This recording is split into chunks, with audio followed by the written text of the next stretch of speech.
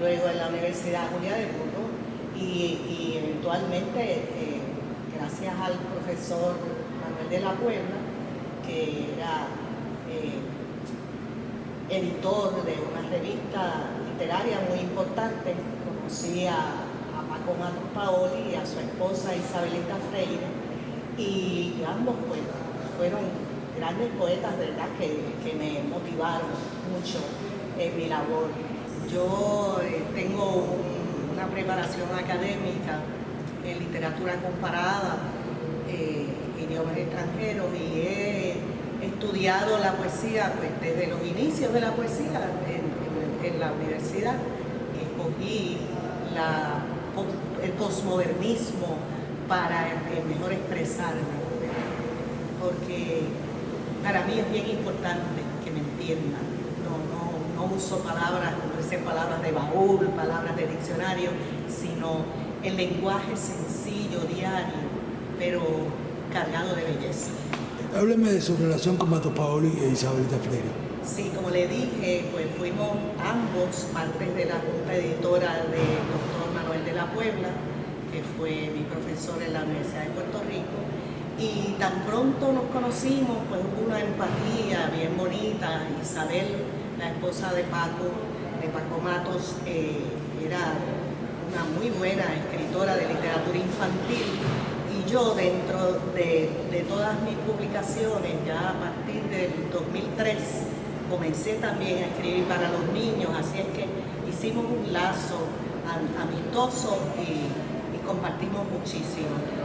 Y Paco Matos, pues, para mí yo sentía que era casi como si fuera parte de mi familia. De hecho, en las celebraciones navideñas siempre pasaba 2 de los días importantes de la Navidad en la casa de ellos, y nos reuníamos muchos escritores y amigos íntimos con ellos y sus hijos, y pues de verdad que yo diría que soy privilegiada, porque Paco Matos en la Navidad se sentaba en el balcón grande que tenía la familia, y comenzamos a hablar sobre los motivos navideños, y él improvisaba décimas preciosas, y era un gusto escucharlo, como que de momento venía un motivo, un tema cualquiera, y él, espera, vamos a hacer una décima sobre eso, y improvisaba esa décima, y todos quedábamos pues, maravillados de su mentalidad tan fructífera. De verdad que fue, como dicen los españoles, un lujo conocerlo. Háblame de la influencia de Isabelita Freire en Matos. Isabelita Freire era definitivamente yo diría que un pilar donde se apoyaba. Ambos eran poetas, se entendían en ese sentido, pero anímicamente ella era una mujer bien, ¿cómo le diría?, bien fuerte, bien solidaria, y Paco Matos, pues de verdad que yo creo que si él iba caminando y en una marcha, esto es una suposición mía, en una marcha, y se le caía, por ejemplo, llevaba la bandera en la mano y se le caía, Isabelita corría a recogerla, a entregarse. Era una unión muy, muy bonita, muy hermosa y complementaria. Y de hecho, ella sostuvo un gran trabajo organizando el archivo de él. Claro que sí. De eso me enteré, que sí, que ella pues, organizaba y le daba a él tiempo para su creación. Le daba el tiempo para su creación. Eso es maravilloso. ¿Usted sabe de la influencia anterior de Lolita Lebrón en Matos Paoli? Bueno, Lolita Lebrón, le diría yo que ha influenciado no solo a Matos Paoli, a mí, a muchos escritores más, pero en esa época, que ya previa a mí, yo conocí a Lolita después que ella regresó a Puerto Rico, de Washington, que eso estuvo en todos los periódicos. la conocí, la escuché en sus alocuciones, hablando y eso, pero de esa época en que ellos lo compartieron, pues yo no estaba todavía en el panorama.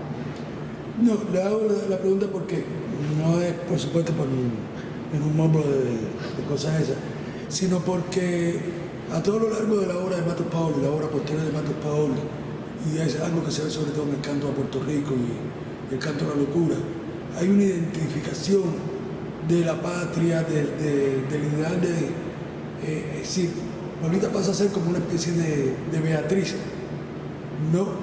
Que encarna todo el ideario patriótico de Matos Paoli. Definitivamente sí. Sí, estoy consciente de eso.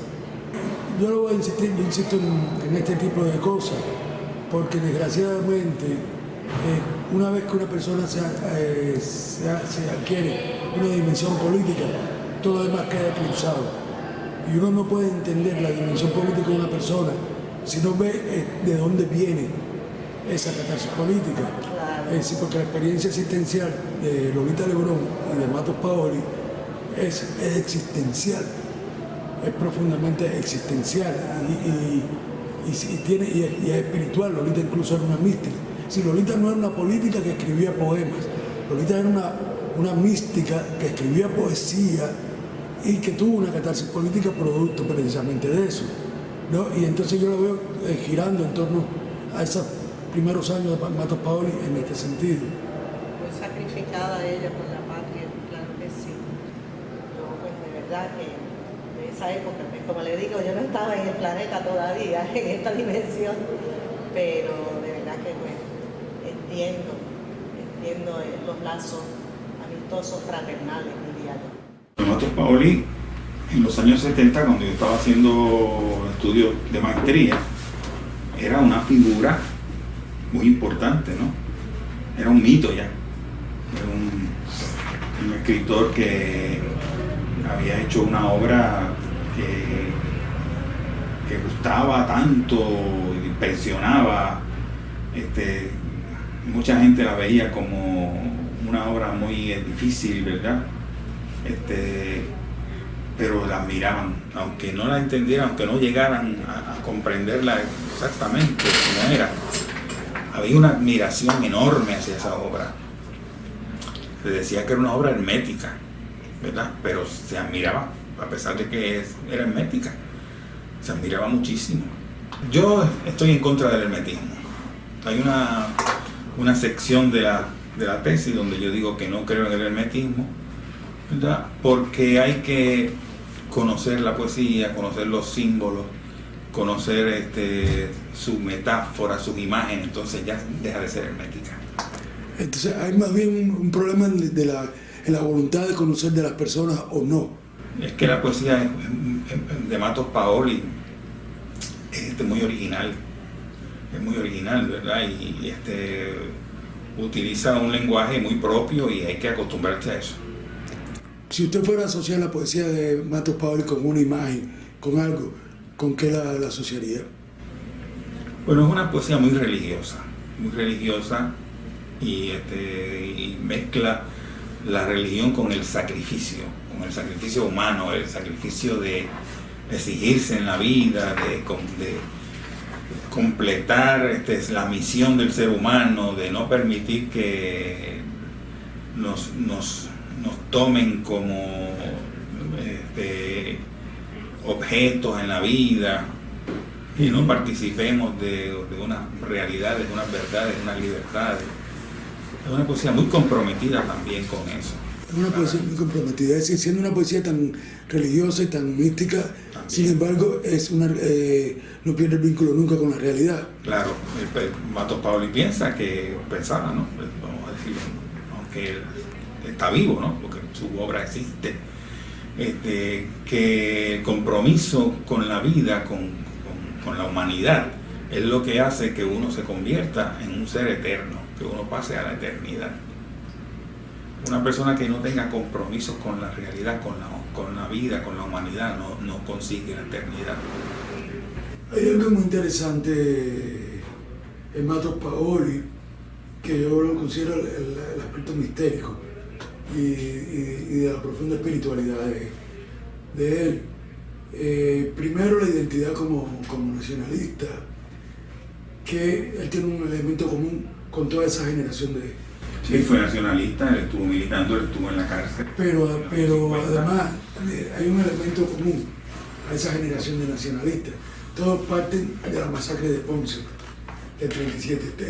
Eso fue como un catalizador que los definió. Bueno, eso antes de la masacre de Ponce, ¿no? Existía el nacionalismo. Sí, por supuesto. Pero claro, esto los unió. Ellos tenían ya una misión con su nacionalismo y su ideología, porque habían muerto sacrificados por la patria, ¿no? Ellos planteaban que eran héroes,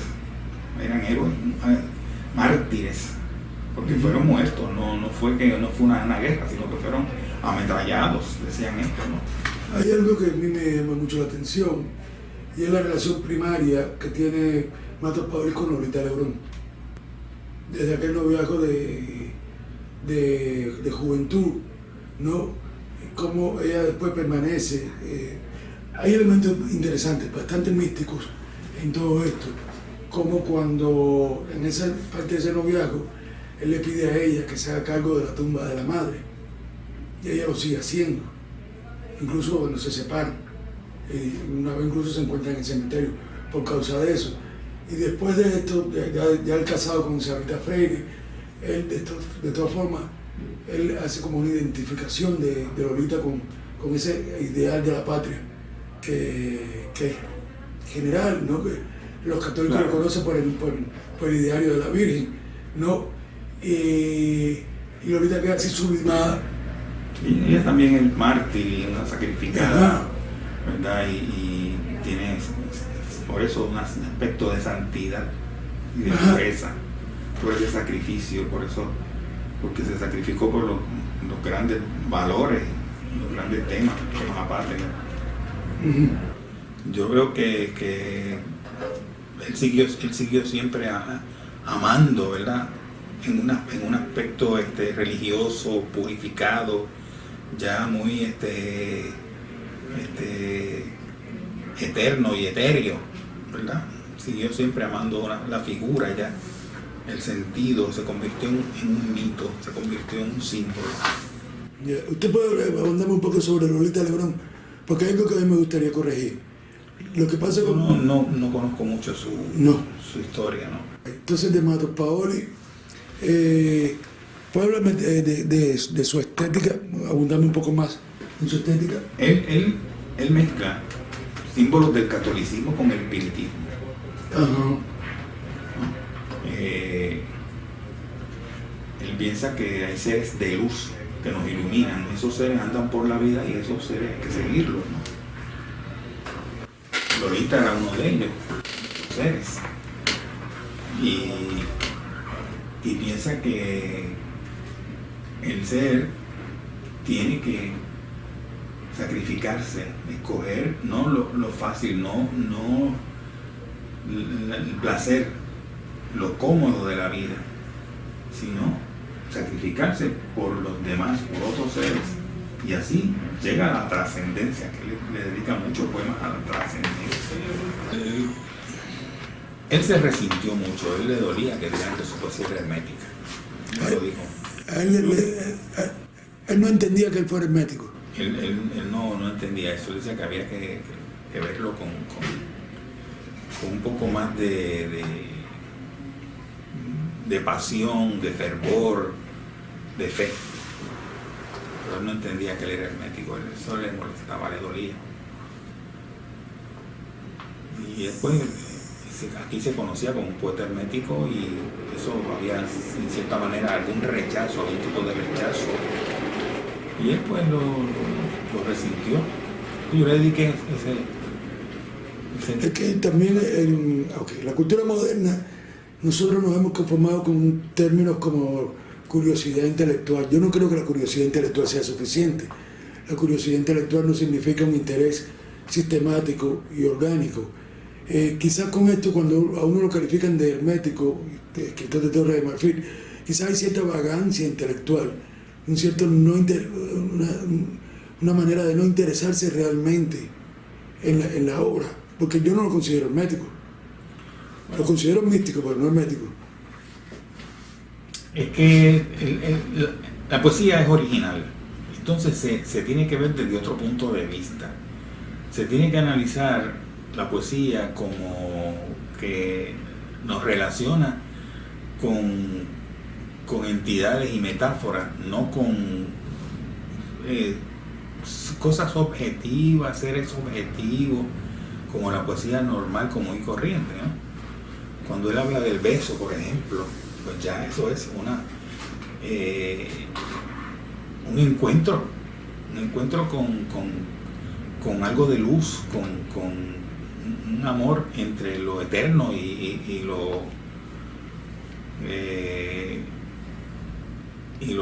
que aparece por el mundo, ¿no? Lo objetivo y lo concreto. Entonces, esa falta de conocerla, de entender sus posturas, su pasión, sus mitos, pues hace que uno no entienda, no llegue ¿verdad?, a lo que él quiera decir, porque lo ve como la poesía normalmente la leemos, ¿no? Cuando vemos besos, cuando vemos amor, cuando vemos caricia, entendemos unas situaciones que en la vida tienen unos significados, y en la poesía de Matos Paoli es otra cosa.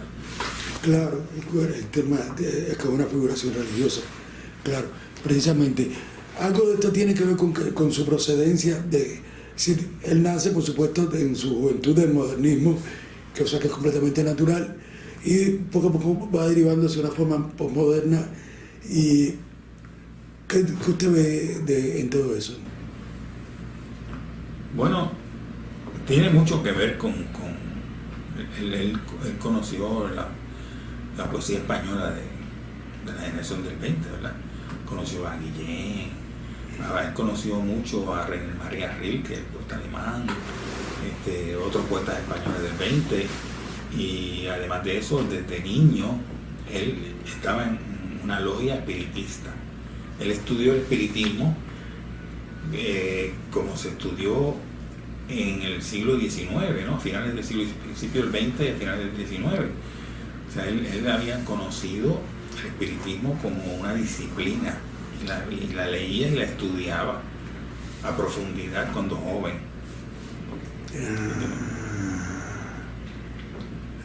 De ahí el sentido místico.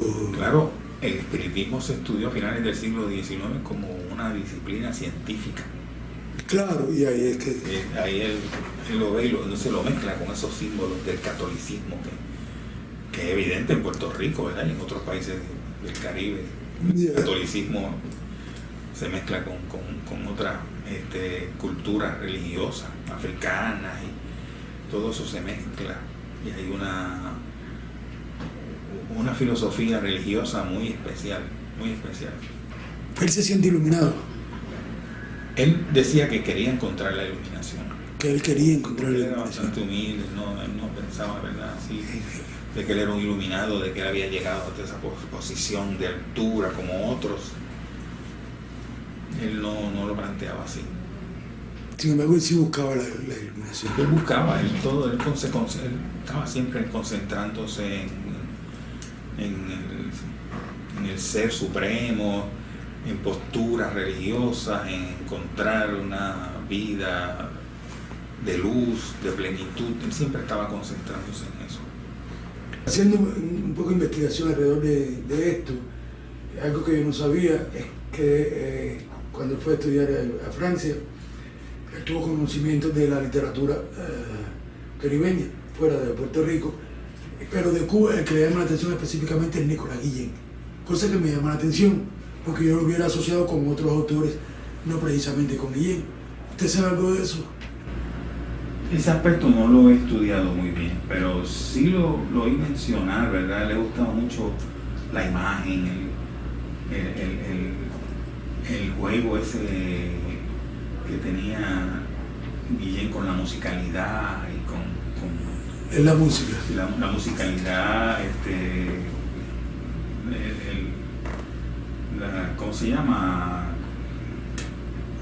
Lo que él relaciona en la vida objetiva y el placer y el buscar también un mundo más trascendente. Eso a él le gustaba. Qué interesante. Le gustaba mucho esa plasticidad de él, ¿verdad? Interesante. Y ese juego con la palabra. Claro, él jugaba con la palabra, pero de una forma trascendente, espiritual, como él le llamaba. Sí. Resulta curioso porque a mí me sorprendió precisamente porque yo lo hubiera asociado con otros poetas más católicos, entre comillas, más de esta estructura litúrgica clásica, ¿no? Él era bien callado, escuchaba mucho a la gente y cuando le pedían una opinión él la daba. Era muy espontáneo y daba unas opiniones bien profundas y bien abundantes, ¿no? Sí, la gente, muchos lo veían como que se pasaba de las rayas, ¿verdad? Por ejemplo, en una ocasión él fue a una presentación de varios libros y estuvo hablando casi media hora espontáneamente sobre lo que había sentido de un par de libros de los que se estaban presentando allí. Y nosotros, ¿verdad? Pues nos quedábamos asombrados.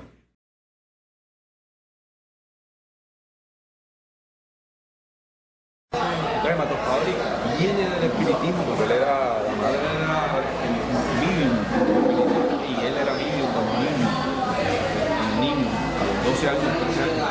Ellos eran, Lolita también era espiritista. Entonces, cuando entran al catolicismo, digamos, más ortodoxo, ¿no?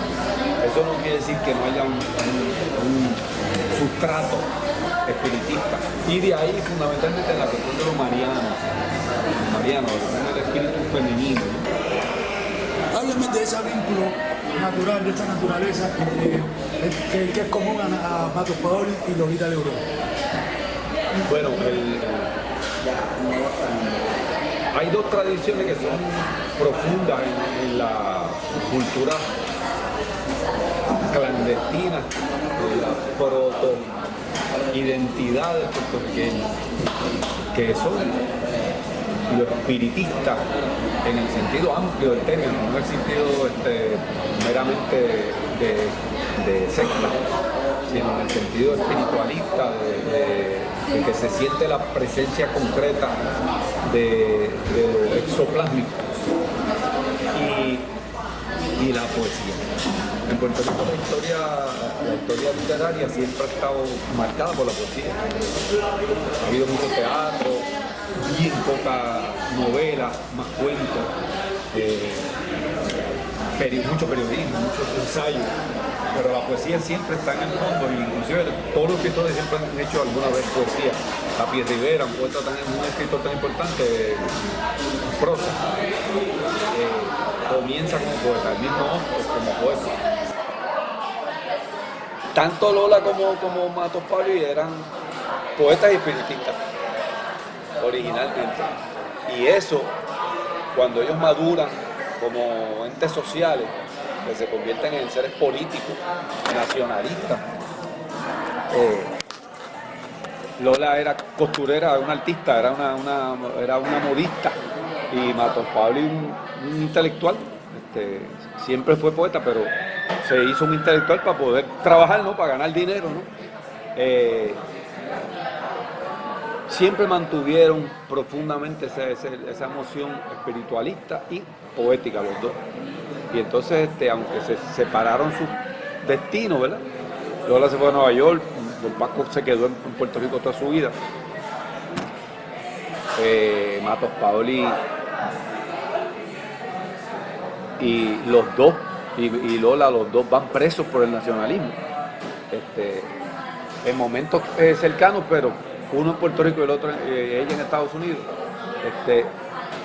lo que está en el fondo es ese sentido de entender la realidad como algo que no es solamente matérico inmediato, sino que hay una trascendencia también matérica. Pero no inmediata. Pero no inmediata. Puede haber una interpretación trascendentalista separada. Esa no es la mía, yo no creo que esa sea. Yo creo que es imposible demostrar que una persona como Lolita, que dio su vida, su felicidad, su personal, por una cosa concreta que es la patria, y Matos Paoli, que dio su vida, la felicidad de la familia, todo, por una cosa concreta que es la patria. La patria es real, la patria del cuerpo de Cristo aquí, que es nosotros, el pueblo suyo, el pueblo que le da la espiritualidad para concretarla. Pues yo no creo que sea justo decir que esa gente vive para una trascendencia separada. Yo creo que hay una apropiación ilegal cuando hablan de ellos como poetas místicos, porque el poeta místico, como se define, es un poeta que rechaza y hasta repudia lo real. Yo me estoy refiriendo específicamente a cierta crítica tradicional, Sí, sí, que trata de separar sí. a avatares, porque no estamos hablando ya ni de poetas, estamos hablando de avatares, gente que llegan a lo crístico, que llegan a lo búdico, porque son gente que dan su existencia concreta para demostrar que hay una trascendencia inmanente. Eso es precisamente la dificultad que yo tengo cuando no consigo que las personas me vinculen, la Claro. importancia de esa primera etapa, de esa primera relación. Te estaba diciendo al principio que en Puerto Rico hay una manera clandestina de vivir la patria, porque en la colonia hay que sobrevivir de alguna manera, y entonces hay gente que interpreta digamos en Matos Paoli y Lola, para seguir el tema, lo espiritual no como inmanente, y entonces no como patria, no como cuerpo colectivo, no como especie, no como humanidad, sino como una externidad definitiva, amputada de lo real, porque eso permite una falta de compromiso con eso. O sea, estoy comprometido con Matos Paoli en lo terreno, pero no en esa trascendencia. Es fácil. Quizás se comprendería mejor cómo hay un vínculo entre ese compromiso concreto político y esa conciencia de la trascendencia inmanente, si tuvieran el valor de asumir el compromiso de que creer en una espiritualidad implica creer en una colectividad concreta. Es bien cómodo tú ser cristiano, religioso en general, y trascendista, espiritista, si es separado de lo concreto, separado de esta experiencia, de esta vivencia nuestra. Hay una anécdota que me parece bellísima, que es que cuando ellos se separan de jovencito, Sí, él le había pedido a ella, cuando eran novios, que atendiera la tumba de su madre. Y cuando ellos se separan, ella lo sigue haciendo. Y parte del sufrimiento es que cuando ya separados, ellos coinciden una vez en el cementerio. Entonces, eso me explica que mucho después, cuando Matos Paoli empieza el canto a Puerto Rico o el canto a la locura, todo dedicado todavía a Lolita Lebrón, porque Lolita Lebrón ha sido sublimada, claro, ¿no? Y puede encarnar la todo, musa.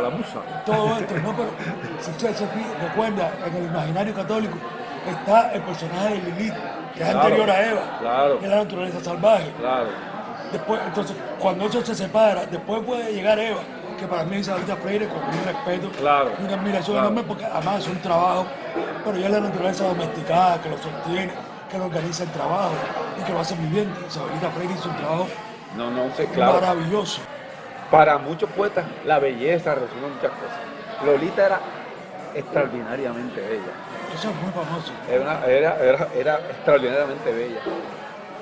Es una persona tan profundamente espiritual y valiente en ese vaso de belleza tiene que verse un regalo para un poeta como Matos Paoli, que tan temprano. Entonces es difícil que tú lo olvides, ¿sabes? En ese caso es como la motivación de Dante o de Petrarca, ¿no? O sea, Beatriz. sí, tú realmente es un paradigma que se encontró temprano, y como tú dijiste,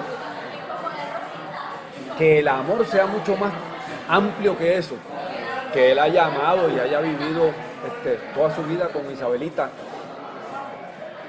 que fue su cenobia, ¿no? Sí, sí. Y que realmente no solo lo amó, sino que lo admiró a un extremo que dedicó su vida a la obra de Matos Paoli, y lo organizó muy contablemente. Ya lo tenía todo en orden. O sea, era una contable, era una archivista. Pero además pudo establecer la poética de él, organizarlo. Claro, no, un trabajo quizás único en la historia, porque sí. Vamos a otro ejemplo, o sea, la hija de Malarmé, que trató de organizarla, bueno, no pudo. La cenobia no tuvo espacio, no tuvo tiempo, y con toda la sala cenobia de Juan Ramón y todo, no se ha podido organizar como tal. Y otros poetas, Borges, yo no sé lo que han hecho con la obra de él. No, la Kodama se lo administra. Por eso, pero yo no sé pero independientemente de eso, no sé cómo lo han podido hacer, ¿verdad? Pero así hay poetas que ha habido otros, como gente grande, escritores, por ejemplo, como Alfonso Reyes, que tuvo la casualidad de que pudo en vida organizar su propia obra. Después hubo una gente que lo siguió, pero él tuvo bastante rato en que pudo organizar su... Bueno, ya eso es bastante raro, ¿verdad? Pero el caso de Matos Paoli quizás es único porque se trata de un hombre que escribió más de 200 libros. Sí. O sea, si fuera que escribió, qué sé yo, una poesía como Corregel, que escribió menos, o qué sé yo, Vallejo, que escribió menos, Georgette también trabajó la obra de Vallejo y se dedicó, pero menos obra, ¿verdad? Pero bregar con ese montón de obras, y Isabelita lo hizo con una dedicación absoluta. Yo entiendo que un poeta que descubre que el lenguaje es un límite en el que hay que intentar que ocurra lo poético, de ahí deriva que la existencia en general es un límite en el que uno debe intentar que ocurra lo absoluto. Esa conciencia entonces restringida, Duns Scoto le llamaba eso el Dios contrañido, Sí. que es a lo único que tenemos acceso, porque no tenemos acceso a lo absolutamente disipado, a lo absolutamente desatado. Siempre hay un núcleo, un centro, aunque sea un huracán, tiene un centro. En ese torbellino de gracia que necesita un grano de gravedad para que se funde, el artista puede descubrir que hay una caída en la materia humana que le permite hacer que el lenguaje tome forma y tenga sentido. No sea meramente un hablar en lenguas, no sea meramente una Pascua eterna de que uno esté simplemente entretenido con el desdoblamiento del ser, que es lo que es el lenguaje para mucha gente, ¿verdad? Hablamos y pasó el día, pasamos el rato. Matos Paoli es una cosa interesante de Matos Paoli. Matos Paoli es un tipo muy culto. Hay gente que no entiende, por ejemplo, hay escritores que son cultísimos, como Juan Ramón Jiménez, y que no lo exhiben. Lezama y Borges son gente cultísima, pero lo exhibían, porque es parte de su poética. Es la expresión misma. Entonces hay gente que no se da cuenta, por ejemplo, cuando habla de Matos Paoli, que creo que es un eje que hay que seguir, que era una persona muy culta. Él no exhibía su cultura, pero era una persona muy culta. Curiosamente, la persona que yo vi ahora, Ángel Encarnación, Ajá. él hizo una tesis sobre el canto primero. Sí. Y él me dice algo que que digo, por fin lo escucho, alguien se da cuenta de esto, porque algo de lo que me han acusado a mí y acusan a todos los poetas que a mí me gustan, que son escritores de Torre Marfil. Y Encarnación dijo una cosa, que en real, la poesía no es hermética nunca, la imagen nunca es hermética. Si lo que hay es que acceder a su hermenéutica. Bueno, Matopali nunca le perdonó a Margot Arce de Vázquez, que fue lo tildó de poeta hermético. Nunca se lo, ellos eran amigos de generación, entonces, nunca se lo perdonó porque lo condenó. En el propio país lo encerró, porque con eso la gente tuvo la excusa de no leerlo. De lo de hermético lo condenó, fue una condena. Y es que hay un problema, nosotros estamos perdiendo la facultad del pensamiento sutil, Claro. la complejidad, es decir, la comprensión de las cosas como un proceso complejo. Se está perdiendo por la simplificación, Y entonces usted lee en otro idioma, usted lee en italiano, en francés, en inglés, porque no puede leer es raro en el mismo idioma.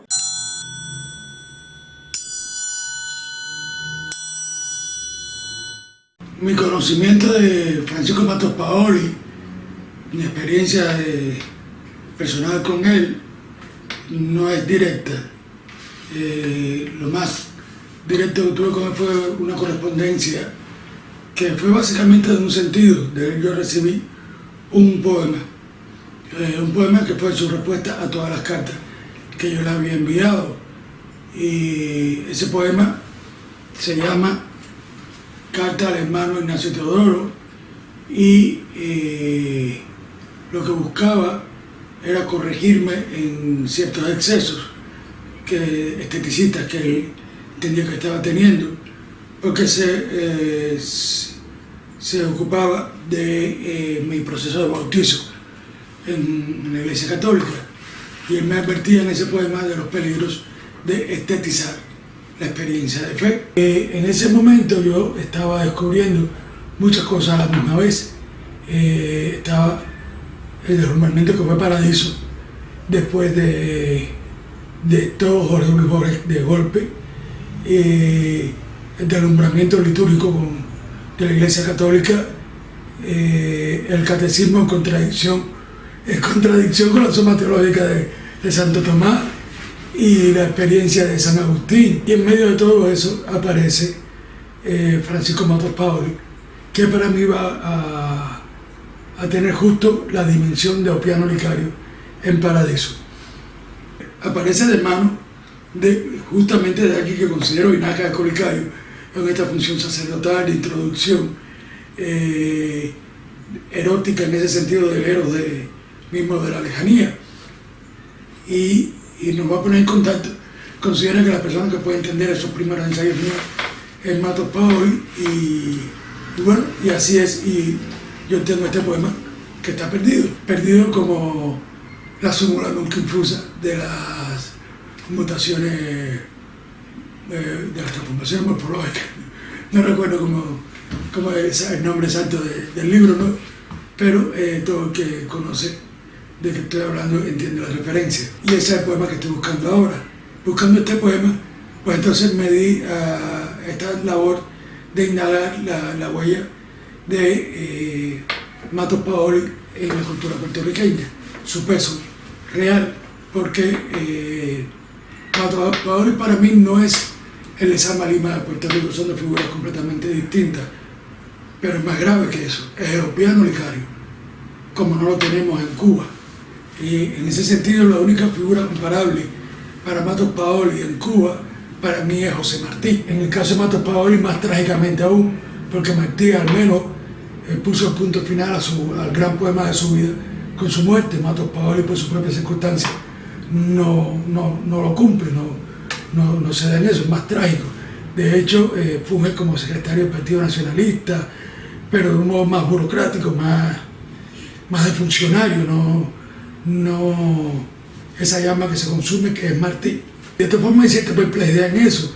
Uno no puede pedir que Matos Paoli viviera otra experiencia, que no se sumergiera en la catarsis política. Eso hubiera sido como pedirle a Martí que no muriera en Dos Ríos. Y aunque Matos Paoli, la muerte de Matos Paoli es un poco más pedestre, es disuelta en la incompresión, el incompletamiento de Puerto Rico, en esa frustración, yo creo que eso también es un destino, es una trascendencia y es grandioso. Esta búsqueda de Oppiano Licario fue un poco frustrante, bueno, como toda búsqueda, al principio tiene muchas dificultades y muchas decepciones, hasta que encontré la figura de un genio magnífico, que yo solo puedo compararlo con Virgilio Piñera y mismo Lezama Lima, que es José Ramón Che Meléndez, a quien hay que conocer por sí mismo. Es decir, yo no voy a corromperlo hablando de él aquí, no porque este sea un espacio dedicado a Matos Paoli, del que yo no puedo decir mucho más de lo que ya he dicho y que es lo importante, sino porque él es un objeto en sí mismo así de fáustico y genuino es en su experiencia. Volviendo a Matos Paoli, lo poco que queda decir de él, cuando yo empiezo a buscar este poema de él, yo no lo había relacionado con Lolita Lebrón, y de hecho para mí Lolita Lebrón hasta ese momento pues era una política que cree en su causa y que además escribe poemas. Cuando yo estoy buscando en esto me doy cuenta que no, que ella y Matos Paoli son un par, que ella y Matos Paoli son místicos y místicos de un sumamente trascendente, ¿no? Místicos de llegar a niveles de locura. Esta experiencia mística es la que los hace atravesar la trascendencia y caer en la catarsis política, que es la que los consume. Los conocemos por ahí, pero no son políticos que escriben poesía o que escriben poemas, son místicos que su misma vida es el poema más grande que puedan hacer y se consumen y está en esa catarsis que es política, más allá de lo que uno crea uno de la experiencia política concreta, es en sí misma, es como la kenosis que sufre el Cristo, ¿no? y por la que va a pasar el mundo en el momento de salvación, que es el consumo total y del cual se renace, y como el ave fénix, pero ya en salvación, ya en el otro lado. Yo descubrí una Lolita Lebrón completamente distinta, con unos poemas completamente distintos, una Lolita Lebrón que para mí es salvaje como Lilith, y comprendo después, entonces, en otra perspectiva, la figura de Isabel Freire, la esposa de Matos Paoli, como Eva, la cultura hecha. No podía consumarse esa relación primera, ¿no? Que sin embargo va a dejar marcado toda la experiencia política y religiosa de Matos Paoli cuando le dedica todos los poemas desde el canto a Puerto Rico al canto a la locura a Lolita Lebrón. Todo esto es lo que para mí tiene un signo oracular y me confirma a mí a Francisco Matos Paoli como la figura de Opiano Licario. Matos Paoli tiene esta otra dimensión que ya no es exactamente literaria, sino que ya es de poética en sí, que ya es el estatuto mismo, el estatus de la estética como poder reflexivo en sí mismo, y eso me parece fascinante. No creo que sea la imagen más convencional que quieran conservar los nacionalistas puertorriqueños, pero yo no lo estoy tratando como una figura política y por lo tanto no lo sujeto a esas convenciones. Lo estoy tratando como la figura poética inmarcesible, grandiosa que es no solo de Puerto Rico sino de todo el Caribe, que cumple una función dada misteriosa, y así yo lo conservo para mí, así lo quiero.